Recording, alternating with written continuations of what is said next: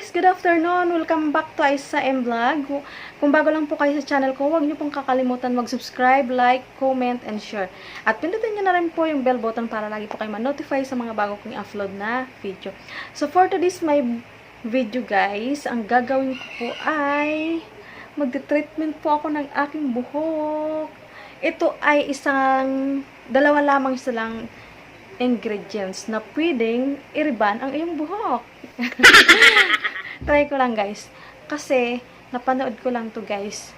So, ito-try ko lang din sa aking buhok kung mag-i-effect nga siya. Dalawa lang siya. Conditioner na cream silk at saka dato puti. So guys, ito-try ko siyang i-treatment sa buhok ko kung may pagbabago ba. Kasi yung buhok ko, dry na siya guys. So, wala kasi akong pampariban. So, nakapagawa lang si Inday.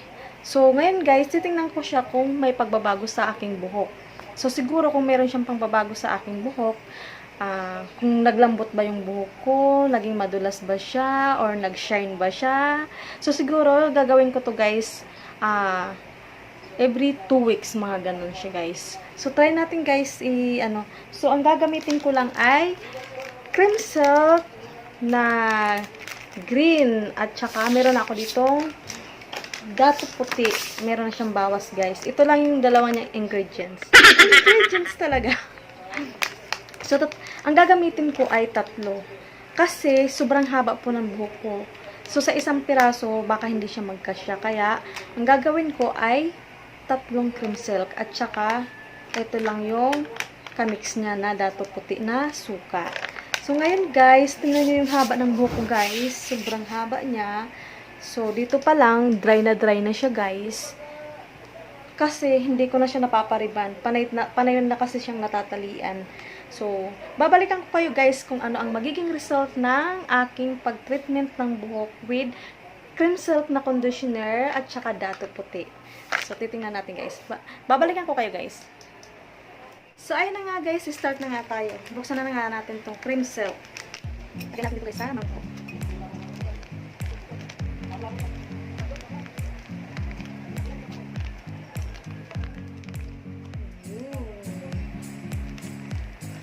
Kailangan pala himas-himasin siya para lumabas lahat.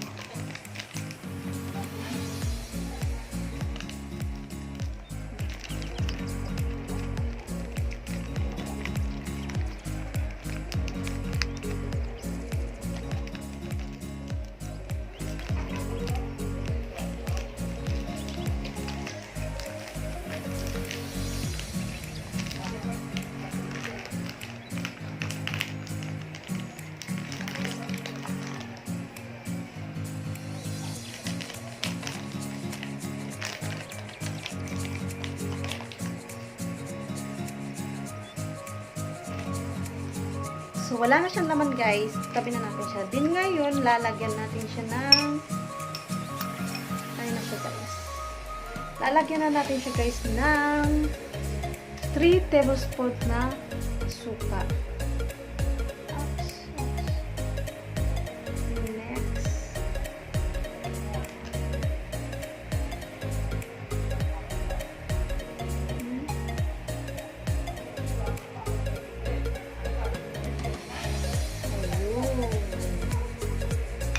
Then, lagyan natin ito. Ayan guys. Meron na siyang suka. Ang gagawin natin guys, i-mix lang natin siya. I-mix lang natin siya hanggang sa lumapot yung conditioner. Ay! Conditioner. Yan na nga eh. Ngayon, naging amoy suka. Naging amoy suka yung una. Di ba lalabahan ko na lang yung punta. Ups, baka matapon. Yan, mix lang natin siya guys hanggang sa lumapot siya. So, feeling ko guys, parang kunti lang yung suka niya.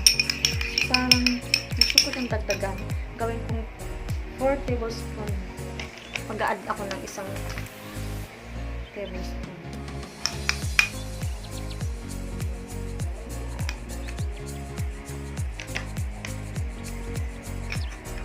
Careful, Inday. Careful. Baka matapon. Baka hindi mo tuloy yung pag-treatment ng buhok mo pagkatapon yan. Oh, yan na nga eh.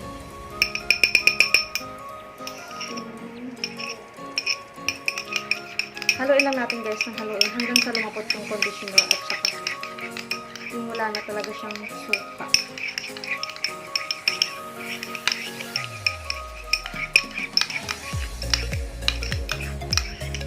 Para siyang ice cream.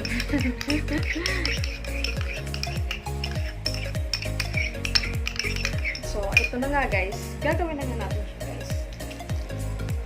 So, ayan na siya guys. O, ganyan na siya guys. Malapot na siya guys. So, gagawin na natin siya guys. So, ayan na nga guys. Tingnan niyo po yung haba ng buhok ko. Sobrang haba ng buhok. Kaya, ang ginawa ko ay tatlong pirasong cream silk ang minix ko sa vinegar. Kasi kung isa lang, parang feeling ko hindi siya magkakasya. Tapos, 4 tablespoon na suka. Ayan. So guys, umpisa na nga natin ang pag-treatment ng buhok ko guys. Sana naman guys, mag-effect ko sa buhok ko. Para hindi na ako nagpapariban. Charot. Hindi, try and try lang guys. Try ko lang sa buhok ko. Okay ba siya? Ngayon, ito na. Pinaghati ko yung buhok ko guys. Kasi hindi naman siya as in subak kapal. So, ito siya. Okay?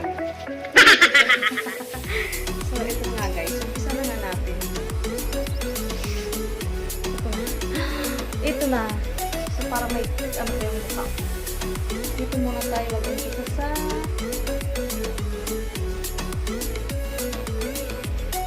lakas akong ipit guys. Para maipit ko sana yung iba ko muna.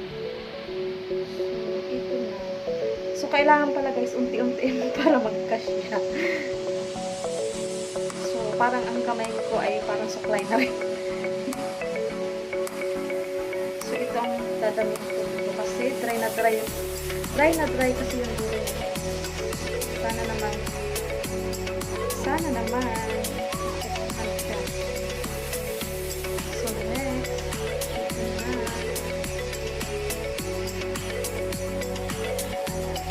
pa tayo sa kalahati guys. Sana magkasya.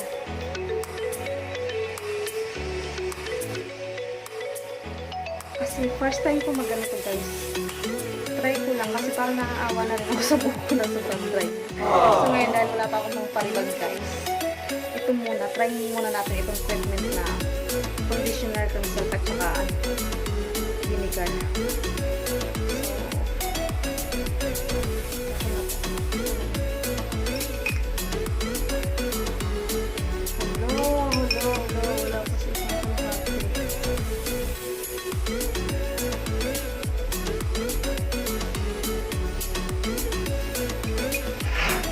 Parang naparami yata guys ang paglagay sa kabila. Sana naman wala pang supply guys yung buhok. Kasi pagising ko ng umaga na sanay kasi ako nung pinakakali ko na wala pang supply. So kunin ko na nga ito.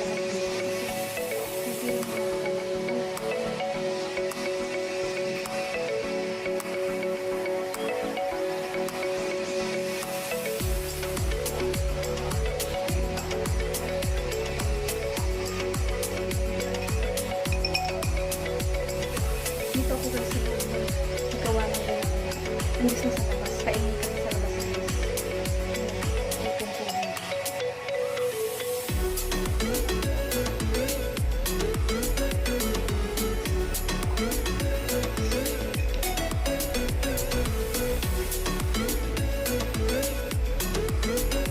So lahat naman guys ay nalagyan. Ay! Ay, Diyos ko naman.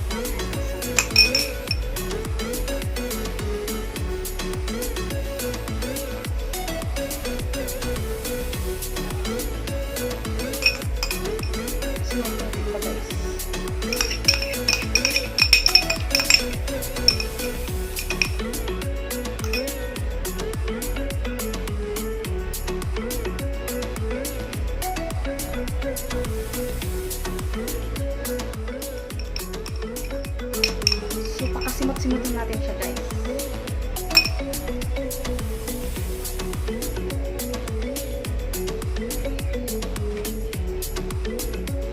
So, ayun guys, lahat naman nalagyan. So, mamaya intayin natin yung result nito. Pagkatapos po maligo. Babalikan ko kayo guys pagkatapos maligo. Simutin muna natin ito. May kunti-kunti pa. Sayang naman.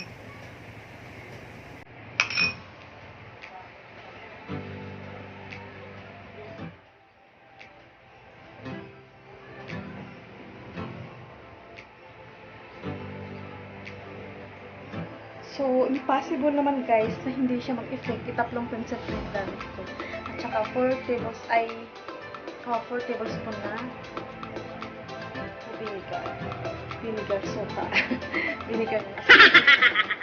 So, titingnan natin ayos ba siya. So, parang hindi pa rin ako content. So, parang nakitira pa rin. Nakitira pa rin. So, pakasimot-simot natin.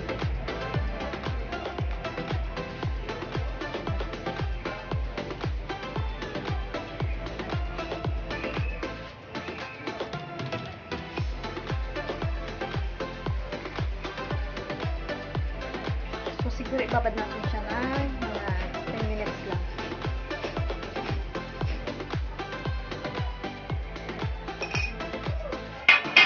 So, ayun nga pala guys. Wala na siyang laman. Babalikan ko kayo guys. Pag natapos na ako maligo, titingnan natin yung result niya guys.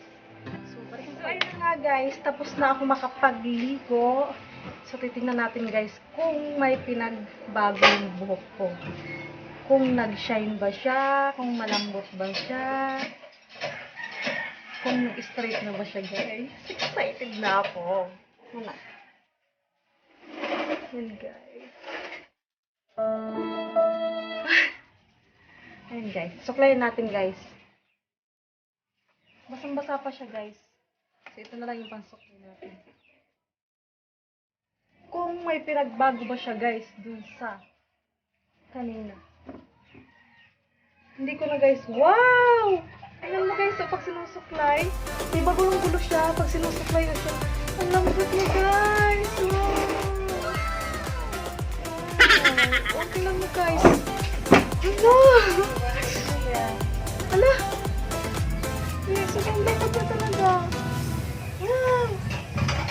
Wow! Nakaka-touch. Ala!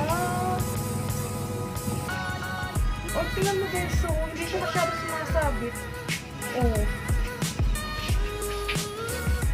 Ito yung supply ko guys. Imposible guys, oh. Dapat sasabit-sabit pa siya. Wow! Ang ganda ng parang feeling ko ang ganda ng result niya guys. Malalaman natin yan guys kapag tumuyo yung buhok ko. Makikita natin guys kung maganda talaga yung result niya. Kasi dito guys, basa pa siya. Pero kahit basa pa siya guys, parang straight ang buhok ko guys.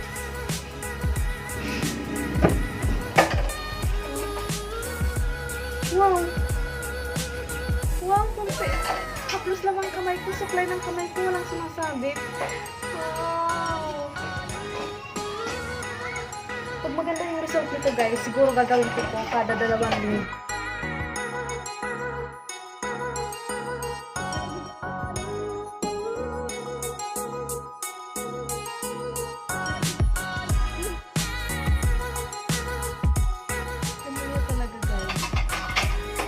Babalik ko kayo guys pag ito yung result ng pagkasuklay ko. Tingnan mo guys, dito pa lang kahit basa pa lang siya, kahit basa pa siya, makikita mo na talaga na straight yung buhok ko. Kaya ngayon ang gagawin ko guys, kasi na-excite talaga ako na makita siya na talagang straight na talaga siya or nag-shine siya. Kasi malambot siya guys. Titingnan ko siya guys na kung tuyo na. I-blower ko na lang siya guys kasi na-excite ako. Tingnan ko siya kung ano result na tuyo na.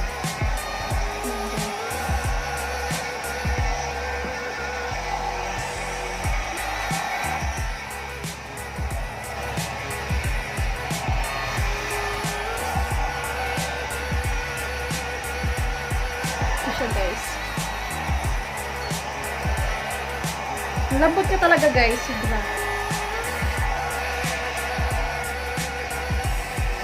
Malaki ang natulong ng pencil at saka yung suka sa buhok.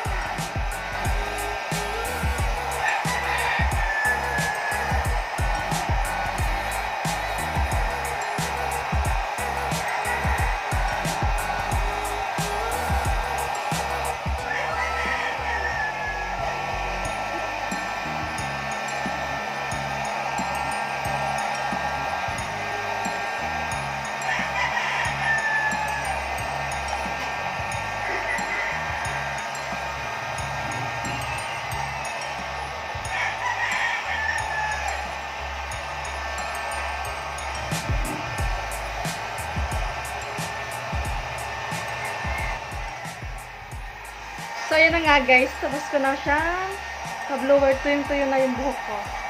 So, susuklayin na natin siya guys. Wow! Tingnan nyo guys. Oh, pag suklay ko, ang lambot-lambot niya talaga guys. Promise. Oh, tingnan mo guys. Oh. Wow! Sobrang lambot niya talaga guys. Oh. Guys, oh. Wow!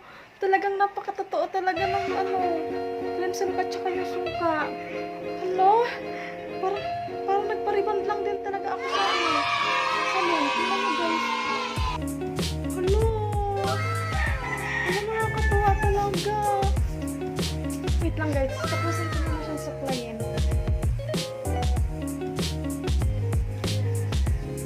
Ano guys? Talaga mo ko paniwala talaga guys na ganito yung magiging result niya. Ano guys? Para ako nagpariband oh. Alay guys. O diba? Nag-shine siya. Ano guys? Napaka-effective talaga guys ng hindi nakakapag-season na-try ko mag-treatment ng conditioner na cream silk at saka suka. Kasi ang kinalabasan naman niya guys, tingnan mo, daig ka pa yung nagpariban sa salon. Di ba guys, kanina dry na dry yung buhok ko? Pero tingnan nyo guys, nag-shine siya. Sobrang lambot niya talaga guys. Wala, hindi mapakalimutan. Ginagawa mo. Sobra talaga excited ka talaga dito guys. O, tingnan mo guys.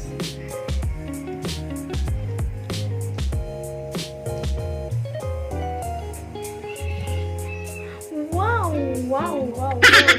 Super ganda guys. Sobrang lambot na niya guys. So parang wala na siyang masusuklay. Sobrang lambot niya guys. Tapos shine na shine siya guys. Oh, tingnan mo naman guys. Tuwid na tuwid siya. Oh, Diyos ko. Hindi ko talaga akalain magiging ganito yung result niya na parang nagpariban ka rin sa salon guys.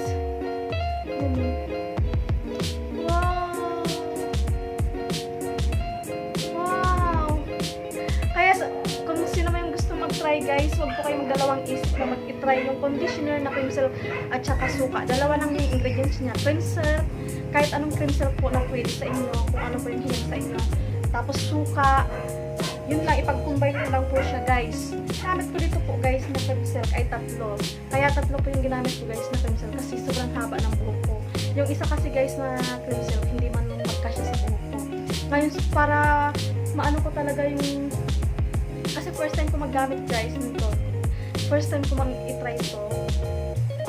Sure ko na tatlo yung gamitin kong pencil para makita ko talaga yung result. Kung gaano kaganda yung magiging result niya. Tapos, 4 tablespoon na suka at saka 3 pirasong pencil ko guys. Tingnan mo guys. Wow! Ang ganda niya talaga.